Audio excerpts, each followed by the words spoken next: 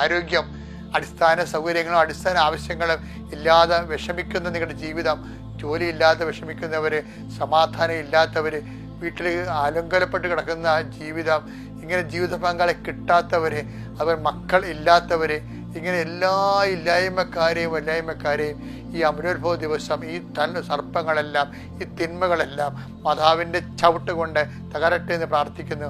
ദൈവത്തിൻ്റെ കൃപയാൽ ഭൂസ്വർലോക രാജ്ഞിയായി മുട്ടിത്തെറിപ്പിക്കപ്പെട്ട പരിശുദ്ധ അമ്മയുടെ സാന്നിധ്യം രാജകീയ ശക്തിയായി നിന്റെ കുടുംബത്തെ ഭരിക്കട്ടെ. അമ്മേ, സൈന്യാധിപേ, സൈന്യങ്ങളുടെ മാതാവായ അമ്മേ, ഈ എല്ലാ കുടുംബങ്ങളെയും അമ്മയുടെ ചിറകിൻ്റെ കീഴിൽ സംരക്ഷിക്കണമേ. നിന്റെ നീല മേലങ്കിയാൽ അയാളുടെ മക്കളെ സംരക്ഷിക്കണമേ.